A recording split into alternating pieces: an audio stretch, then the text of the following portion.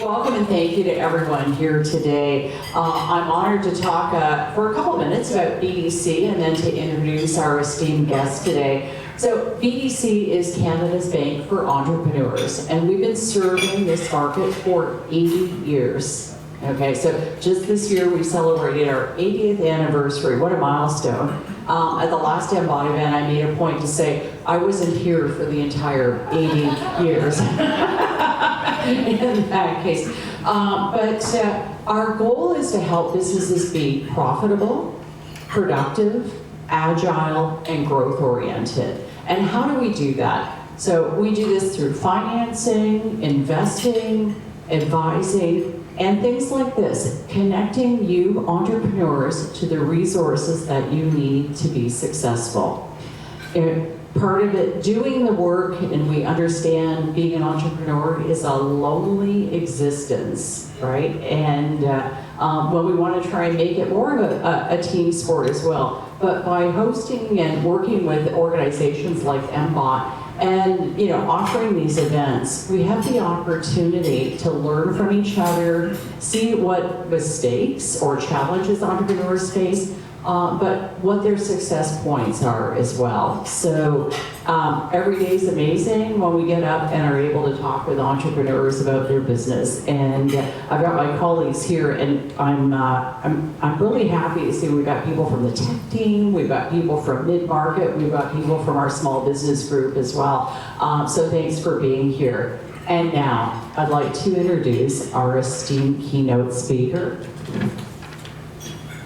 So, Carl Rodrigues is the founder of SOTI. Over the last 30 years, Carl has taken Mississauga-based SOTI from a one-person startup in his basement to a multi-billion-dollar global leader in enterprise software. What a story.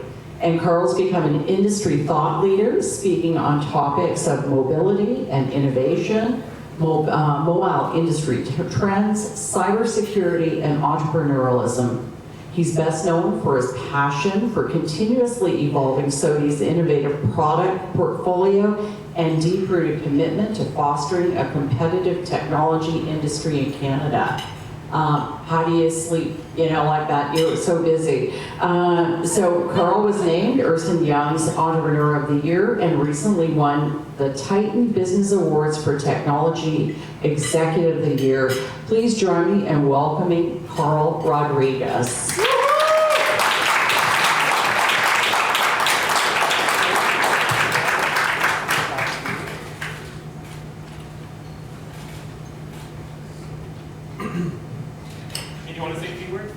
Yeah, good morning. How's everyone doing? Great. Yeah. So, I'm here to talk to you about SOTI, and I believe this is a sit down. I'm supposed to be asked some questions. So, I'd like to tell you about the story of SOTI, and at the end of it, if you guys have any questions, happy to answer them. Great.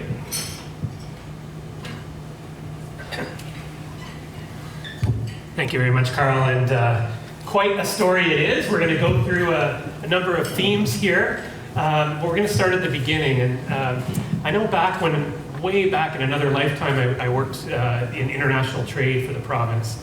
And I had the opportunity to travel to Asia a few times. And one of the industry shows that I would go to is Communicasia, held in Singapore. And in the early, mid-2000s, a lot of mobility providers, manufacturers, software, and mobility just jumped out in terms of this is the next thing that's coming. So I want to ask you, when you started the company SOTI, famously in your basement, what inspired you to take the leap both into entrepreneurship, but how you centered on the mobility space that was the right area to focus on?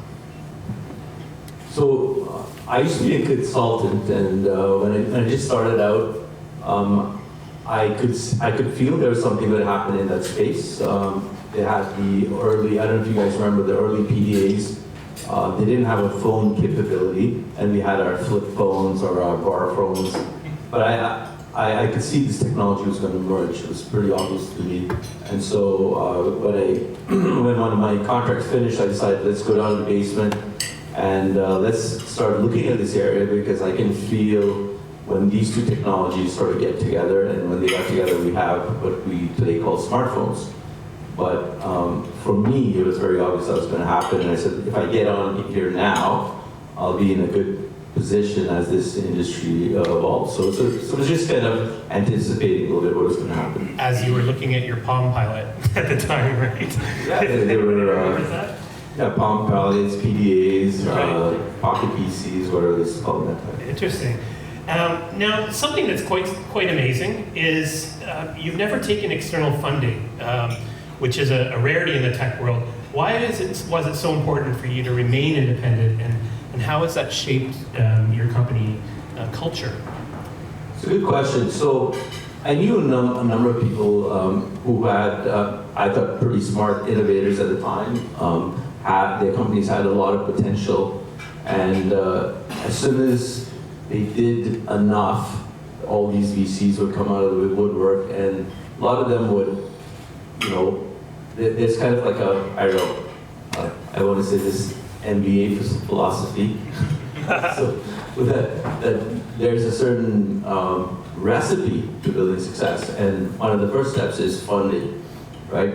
But I saw a lot of these guys who I thought their businesses had really tremendous potential, but when they took the money, the VC's only goal is to make money, right? And they didn't really care about the long-term vision. Their job is to put in the funding, build up a story, and within 3 to 5 years sell it.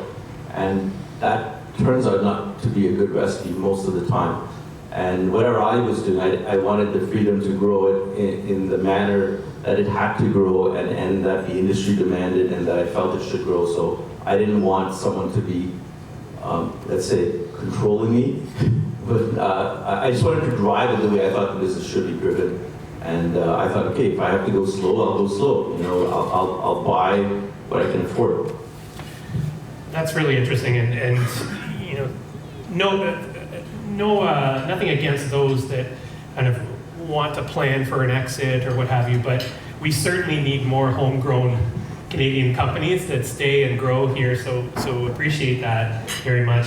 But I imagine I think that's a really important point, right? We always talk about if you look at the top tech companies in the world, you're going to run into 100 or 200 before you see the first Canadian company. And I think that's an important point. I mean, if we are to grow tech in Canada, we got to look at this VC model really carefully and say, because 90% of the VCs are American. So the moment you take that money, you're really selling out to an American company. So I think that's sort of been a flaw that's been pushed by our universities and by the thinking in Canada. So I think, a lot of young entrepreneurs, we should encourage them to think a bit differently. Right, yeah, exactly. And so often we're where it begins, where the research happens. We always talk about our great capability in discovery and innovation, and then how we sort of fall behind when it comes to commercialization of that intellectual capital. So, kudos on you and SOTI for staying true to those values. But I imagine along the way you do face some challenges where you think, geez, it would be nice to have a little bit of cash here to get us through this point. How do you deal with those points in time? I think, a lot of people think that way, but if you are patient and you build your business the way, our grandparents would build a business, there were no VC funding people back then, right? So you bought what you could afford, and you planned and you thought smartly. So as it turns out, even in this modern age where everybody will tell you that model doesn't work, it absolutely does work. You just have to be thinking every day, you have to be smart every day, you have to be careful how you spend, and be innovative in what you create. And that model still works, and you will have the capital. Great, and I imagine part of that growth success and that strategy involves international markets. Canada is relatively small. If we're going to grow, it's got to be internationally. And so now you're operating in over 170 countries. You have a huge global footprint, albeit many of the products and services on the back end, so people may not realize they're using SOTI. We can get into that in a little bit. But how do you approach scaling your business internationally, especially in markets, the US, sure, but Europe and beyond? Well, so it comes down to thinking. So when I'm in my basement, I know the obvious market is the Canadian market, right? So, but I wasn't, I don't know, I never even crossed my mind to think about the Canadian market because I knew the biggest homogeneous market that I understood was the American market. I mean, we're very fortunate to grow up in the backyard of the United States. So our thinking works for a US market, right? So I said, let's go after that market. And, as much as we're Canadian, I said, let's not waste my time on Canada. And so day one, I focused on the US market. I didn't do one single marketing or any other event in Canada for years. And so we grew it first in the United States. As the product got a reputation, as people discovered it, interestingly, I got calls from around the world and said, we want to sell your product here, we want it localized in Japanese, we want it localized in Portuguese or whatever language. So when you build good products, the product itself creates the wheels.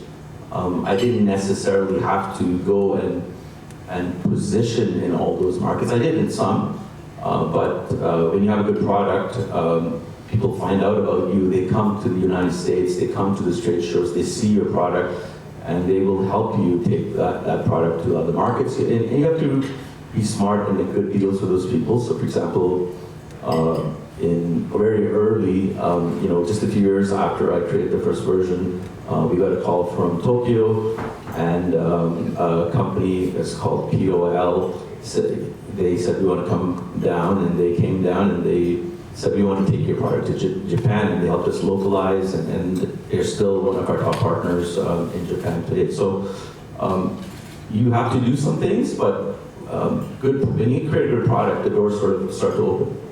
And just before I move to the next question, just for those that are less familiar, when you refer to SOTI's main product, can you describe it sort of in layman's terms, where SOTI fits in the mobility, Internet of Things space?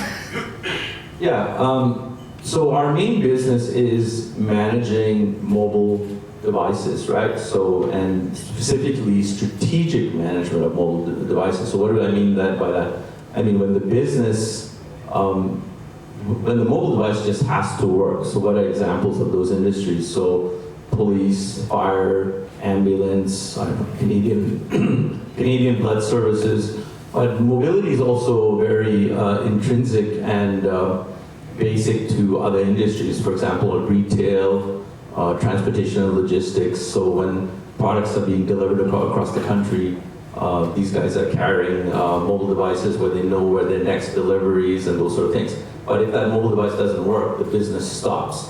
So wherever it is mission critical, that's what we focus on. So there's other companies that focus on managing your personal device with your email and things like that. That's not really where we focus. So we focus on the very mission critical market, and there's a different set of features needed for that kind of market because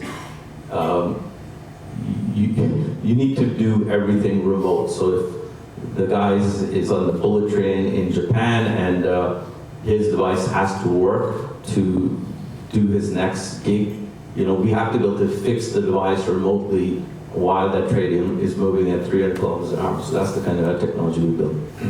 That's amazing. And of course, that technology, that executive is calling from Japan and saying, hey, can we get your product over here? That may be true this year, but a couple of years from now, if you're not innovating, you maybe not receiving the same number of calls. So how do you stay on top of what's current in a space that's ultra competitive and things are changing so rapidly? Yeah, so in the early days, of course, it was me. But first of all, we have a strong team. We have some of our senior leadership here today. So there, we have a lot of great people on our team, but you have to read, you have to pay attention, you have to think out of the box, right? It's that old story of Henry Ford, right? So if you had asked the people of the day, how do I go faster? They would say, well, you need to get bigger, faster horses. But Henry Ford thought differently. So we have to also think differently. The customer, I think Steve Jobs once said, if you really want to innovate, you never ask the customer, which seems counterintuitive, but in many cases... He would lead them to the promised land, right? Exactly. Sometimes if you really want to innovate, you have to think and dream something that's not there, right? So sometimes asking customers is great, but the customer might just tell you to get bigger horses. So. That's great. That's truly visionary. And no event like this happens without one question about those terrible years of the pandemic. And I imagine there were some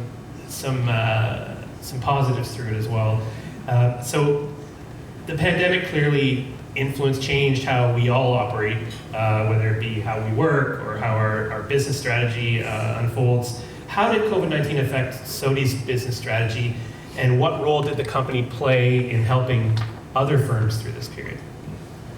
Yeah, so every few years there's something, right? There's a market change, there's a market shift. So you just have to pay attention and look at how you adapt to that. So for example,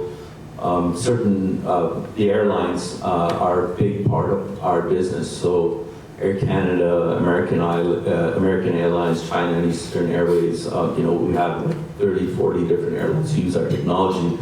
But that segment of the market really went massively down, so we didn't make as much business in that area because you weren't allowed to travel, right?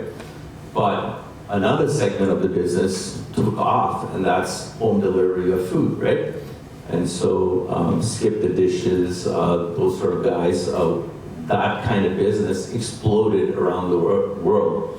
And in Europe, there's Delivery Hero, there's Just Eats, there's all these other guys, and they're all our customers. So that part of our business exploded. There's this counterbalance, and you need to position your products appropriately. But where did our technology get used to help people?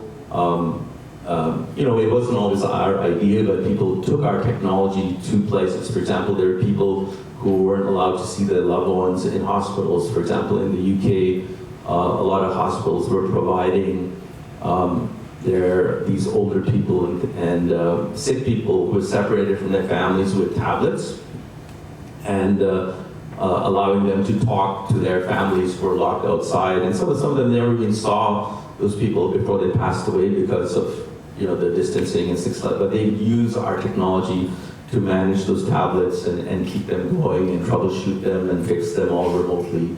So that's just one example of our technology that we use. Yeah, that's great. That was a tough time. Could you tell us a little bit about SOTI X-Site and how it helps businesses manage remote devices and gather intelligence? So SOTI X-Site is our operational intelligence and analytics tool. So we have SOTI Mobility Control, which is our flagship product, which does a lot of the what you call the policy management. So what does that mean? It means if I have, devices around the world and I want to update all of my devices in Germany right now, right? I can click a button and I can say push all these security policies to Germany right now, and I can say and schedule the United States to get updated in half an hour from now. So that's how policy management. It can do many things at once. You don't have to touch each device. You can do it all remotely.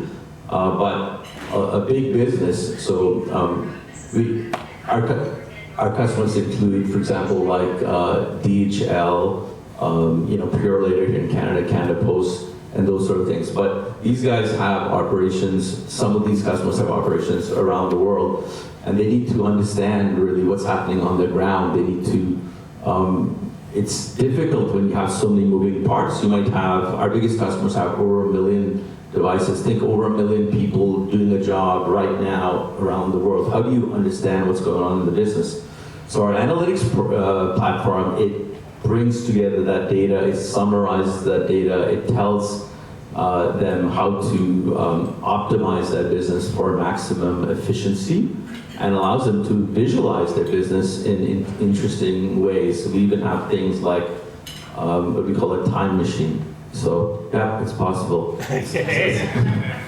It's not only Star Trek. So we can go and they might say, well, our business was running in a certain way on this day, on this hour, what the heck happened? So we can go back in our time machine and really take the whole business in terms of the mobility back to that hour, and we can play it forward, and they can watch it in slow-mo and kind of see what's happening, and then understand, wow, aha, that was the problem, and then they can fix it. So next time that situation occurs, they can avoid it. Can they manipulate it in a virtual way to see if we had made a certain decision, how this might affect the outcome? So you can go back in time and then change the time so that when we come back into the present, well, things are good. That would be nice, but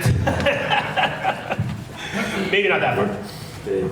We're not quite there yet, but we can go back in time and see what happened. But I'm thinking more of working on a that. virtual twinning kind of idea here.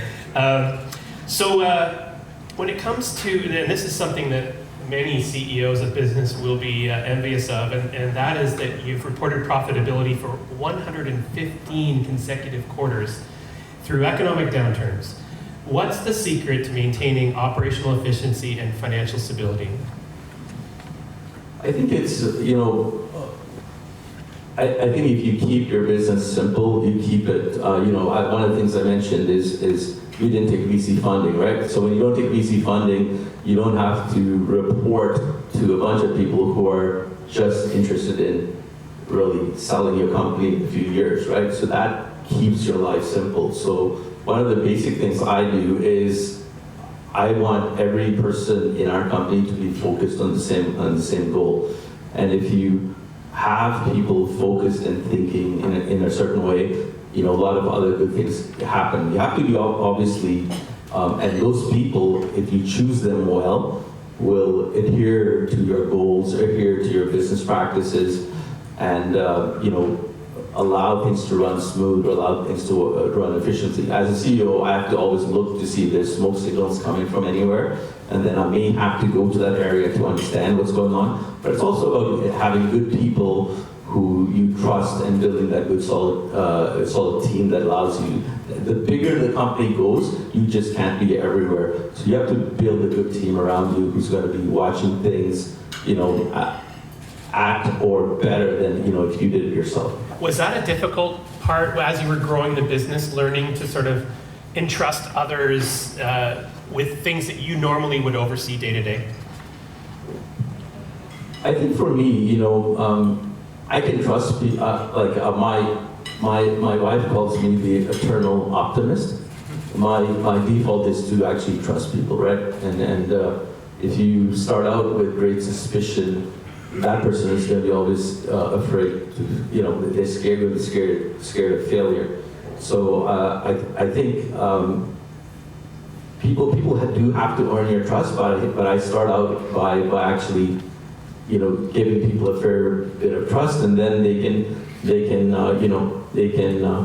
fail down or succeed up. It's really up to them. So I think you have to hire good people, you have to be smart, you have to be paying attention. But once people prove they can do a good job, you can then focus your attention on something else. Excellent. Now, we talked a bit about the people within the company.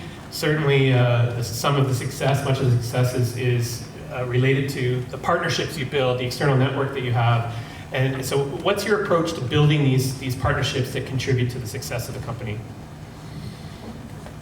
We have a big network of partners, so we have over 4,000 partners around the world, so we can't obviously be everywhere. So the way we sell our products everywhere, so if you go to any city around the world today, our products are available, and that happens through this partner network. But you don't get a good partner network,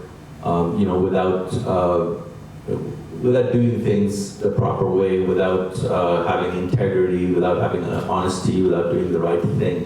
Partner has to believe you have a good product, but partner also has to believe you're a company with integrity and you'll do the right thing. There are always difficult situations, but over years, a lot of our partners know that SOTI will do the right thing. Sometimes even in a downturn, we've got to help them out, right? So we have partners who couldn't pay some of their bills sometimes during difficult times, but we have a relationship that goes back many years, and so we did the right things to help not only partners, but even big companies, right? And that's how you make those relationships strong. That's how you make those relationships last. And they'll remember that. Yeah, hopefully. Yeah. Hopefully, right? So you've been described as someone who challenges the status quo. That's clear in what you've said thus far, as it pertains to VCs, as it pertains to mobile. And in that Steve Jobs way of thinking, can you give us an example of where challenging the status quo has really propelled the company? Yeah, there's a lot. There's a lot of examples. So let me think. Where should I start? Okay, sure. So at one time, we used to deal with a lot of these analyst firms, right? So all our customers and all our sales guys said, hey, you have to deal with the Gartners and the Forresters and these guys of the world. And we started, it's expensive actually to deal with them from a business point of view, because Gartner, for example, has these trade show events all over the world and they expect you to participate. Like, so every year we go do their big trade show in Barcelona, we do their trade show in Dubai, they had another one in India, they had the massive one in Florida. So we'd be doing all their trade shows, and each trade show, to participate at a decent level is going to cost you, I don't know, a few $100,000 US. And then you have to pay them to come and tell you what's wrong with your product, so you can deliver to enterprises, what they need. And so we were playing this game along with everybody in our space, literally, right? And every year they have this quadrant they publish, and your company is supposed to be up and to the right. The further on the top of that quadrant you are, and the further to the right, it means you're the best company, right? So we've been playing this game for many years, and we got into this because Gartner tells the major enterprise companies around the world, read our Magic Quadrant report, and that's the products you should buy. And our sales guys also said, hey, you need to be this, but after playing this game for many years, we were not moving up and to the right. And we were, maybe 6th, 7th, 10th, and the customer's not going to go and look at the 10th product. You're going to look at the product who's number 1 and number 2. So anyhow, it was a very frustrating experience. We were spending millions of dollars a year, I don't know, maybe $2 million US a year on this Gartner. On the circuit. on the circuit, and I thought you're not being innovative anymore, because you're listening to them and they're telling you what to build in your product. And quite often your instincts are saying, this is completely wrong, this is utter nonsense.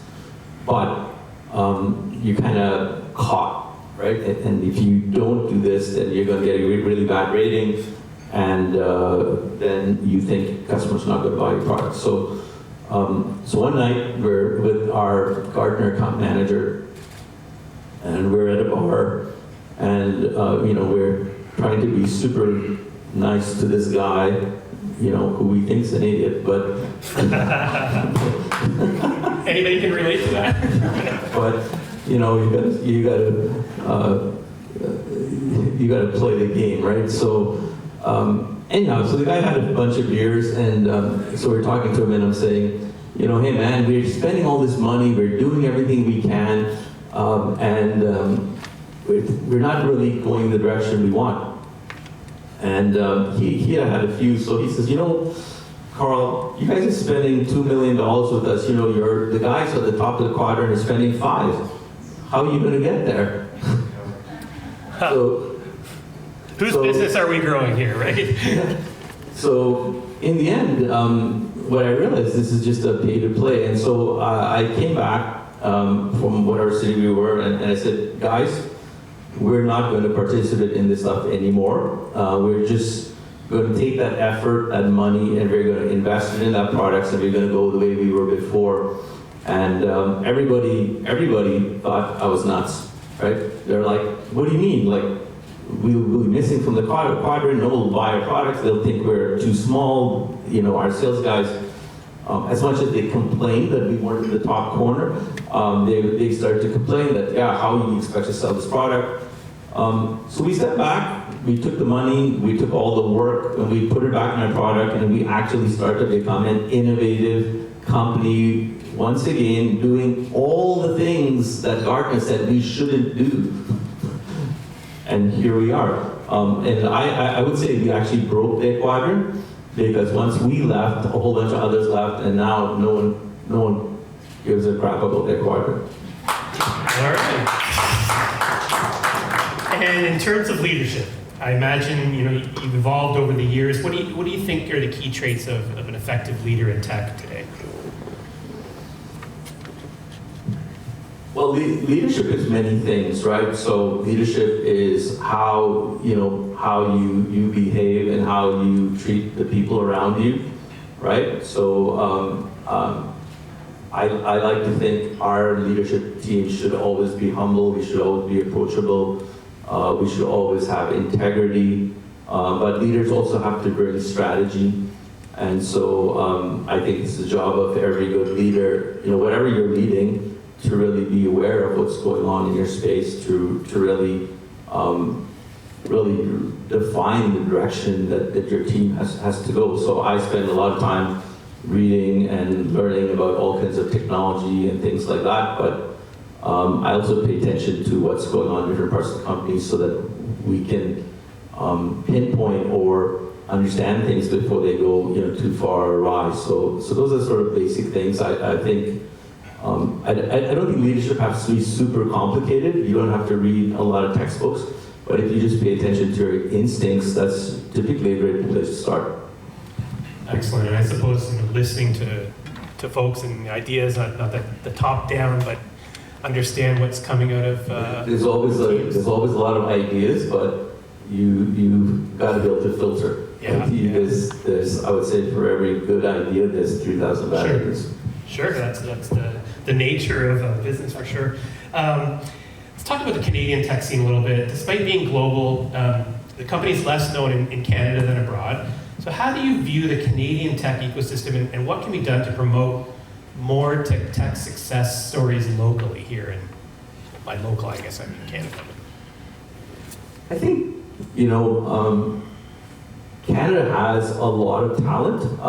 I think the mentality in Canada is wrong, right? So, and I don't mean that to be harsh on Canada. I think the people who succeed are the people who think a bit different. You don't think like the textbook.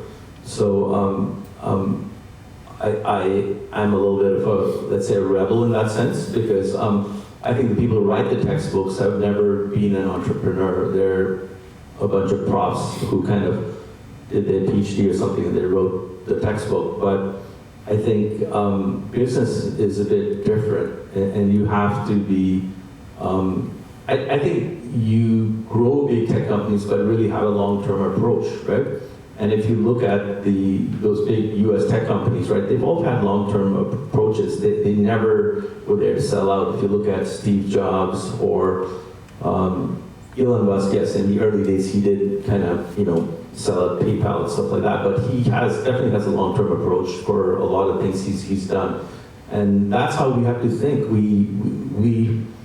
The raw company that Canadian entrepreneur builds has really a lot of potential. He just has to be patient, and I think the big prize is there if you're patient, if you're willing to kind of slog it out for a few years, you'll get there. Interesting. Just thinking about that notion and what's happening in the AI space, for example, right now, where Canada is seen as a leader, Nobel Prize, everything else. What do you think the right approach is to maintaining that position when it comes to commercialization and growing successful global companies? Because so often we've seen the expertise here, but then the growth happens somewhere else. Yeah, in the world, Canada actually, I don't know if you guys know, Canada is a world leader. I mean, pretty much the guy who's the most famous guy in AI was from the University of Toronto. But we kind of don't make that technology Canadian, right? So we have to keep some of that technology Canadian. Our government has to pay attention. So all that technology gets bought out and gets bought and shipped somewhere else in the world. But it's not like we don't have the brains here. We definitely have the brains. We just have to have a longer term vision of what we want to be as a country and as a tech innovator. Right, and then make those investments to support be supportive of the government making those strategic investments to support the industry. I know there's a give and take there. We could get into politics. Anyway. Yeah, you need smart government. You need smart government and good people in government to really. So a lot of research starts at universities, right? So a lot of the AI research actually came out of the universities. So we need government to really put the money in the right places. I don't know. It's a tricky question, right? You can say if we make the technology too Canadian, we're getting too nationalistic and things like that, but Americans definitely seem to be able to keep their technology and grow it from there. I don't know all the answers, but a lot of the technology that is American actually starts out here. It's true. And a lot of the smartest people in Silicon Valley come out of our universities, from the University of Waterloo, from the University of Toronto, those sort of things. There's a phrase at the University of Waterloo, if you take engineering or computer science, it's something like go Cali or go broke. And that's the phrase, right? So we have to kind of figure out how to keep our talent and keep the technology here, right? So it's change that mindset. Yeah, it's a whole mindset that has to change. If that mindset changes, then yeah, we're going to have great Canadian tech companies. And I'm just listening to myself in my head, and I feel like I'm being very negative, but I don't mean to be negative. I'm very, very proud Canadian, and I have the absolute best for Canada in my heart, right?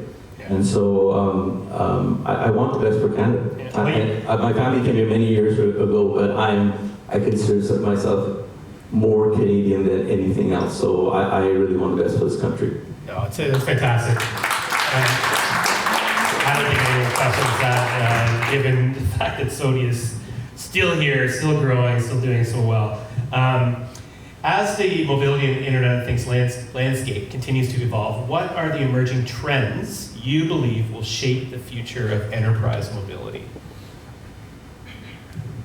So the AI is everywhere, right? So AI is going to be part of anything in the future, and the two parts are the data, right? And AI lives off data, right? So we generate a lot of data, but the data is sitting in various servers and stuff around the world. So the major trend is going to be that every tech company in the world is looking at how to take the data they have and really feed it to AI to really do things autonomously and make smarter decisions.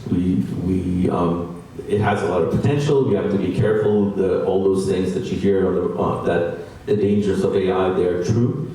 So we have to use this technology. It has great potential, but we have to use it smartly to make sure, at some point AI might be making decisions and we have no idea why, and we are just accepting those decisions as true and as good. So we have to just be careful to make sure it's going the right way. Yeah, it seems that we're at one of the more critical junctures in time where we want to protect people in various ways. And so we know that there's a regulatory piece to that, but I think maybe the challenge is in finding the right balance now with regulation versus, allowing, innovation to flourish and creativity, but protecting people. That's the cybersecurity side of the whole equation. Yeah, there's need for regulation. You just have to put the right people in there to regulate, who kind of don't have a bias towards one thing or another, right? A lot of times we build regulation, but people have the people who are the regulators have a particular bias. So if we put the right people in place, I think great things are possible. Excellent. And going back to customers, and you talked about sometimes you need to be a little bit ahead of customers, but having said that, how do you keep the customer at the center of your innovation practices, especially when you're developing a new product? I think it's pretty simple. You have to always be talking to your customers, right? That's something that I did in the very early days. I always had my ideas, but I'd always go back and talk to the customers to hear, what they thought. So you invent this new thing that you think is the best thing since sliced bread, but then you put it in the hands of the customers. Now you got to talk to them and see, do they agree, right? Or usually the answer is you have to iterate it a little bit in one direction or the other, and that's where the customer's going to help you. So the customer may not come up with the great innovative idea, but you have to keep talking to your customers now that you put the idea out there to make sure that it gets tuned to actually solve the problem in the best way possible. So that's what we do. That's a really important thing, I think, for any company, no matter what you're doing, in tech or otherwise. Excellent. And we're going to close just on a couple of things here. One is legacy and what you'd like to leave behind at SOTI, not that you're going anywhere soon. But what's your long-term vision for the company? I'm a pretty simple guy, right? So I just want to leave. I don't plan to sell out. There's been lots of people who've tried to buy us out over the years.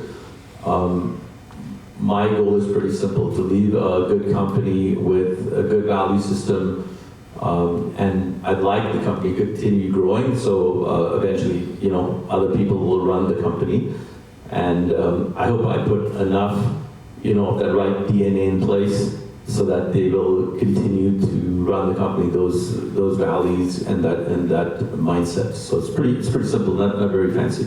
Excellent. And just something on my mind as I look at the sign behind you, where did the name come from? So at one time, many years ago, when I was a young guy, if you can imagine that. Way back.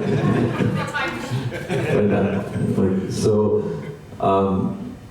I got a contract with Nortel. I don't know if any of you guys. Yeah. I see some gray hairs here. So some of you guys will remember Nortel. A great Canadian company. At the time. So I got a contract with Nortel, and they wanted me to do some work for them. And to do some work for them at that time, I needed to be. It was a consulting gig. And so I needed to have my own company. So I was driving, I was going to meet the accountant and the lawyer, and I had to think of a company name. So I'm thinking, what should I name this company? And I had no idea that in the end, this company would become SOTI, no clue, right? I'm just thinking I was just going to do a little consulting gig with Nortel, write some code or something like that. And I'm driving, and I thought, what am I building? Software? Okay, so I'll keep that name, so software. And at that time, in programming, I don't know if you guys are tech, but for us nerdy people, the type of software was object-oriented technology. So I said, soft object technologies Inc. Now that sounds like a pretty good name. So that was the name of the company, Soft Object Technologies Inc. It turned out, so that was the original name. It turned out that was a very bad name. But you wanted to keep one letter from each word. because people started liking our software in the forums on the internet. I'd be in there and they'd be saying, I'm using this product from this company, and I had to also have a website. So when I registered the domain, I needed, that whole thing was too long for domain. So I registered as the acronym SOTI.net, right, which is still our website today. And people would be saying, I'm using this product from a company called SoftObject, and it does this and this and this, and it's great. And people go, oh no, I'm using a much better product. It's from this company called SOTI. Perfect. Right? And they're arguing with each other, but they're talking with the same darn product, right? And I was like, these people are nuts. It's a win-win. That's great. So eventually I just renamed the company to be SOTI, made it really simple. Life's been a lot simpler. I knew there would be a story. That's great.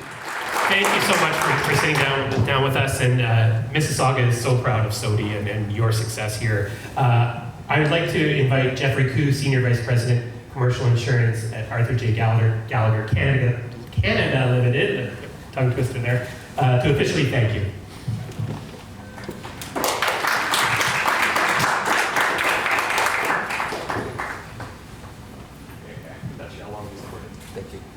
Thank you, Trevor.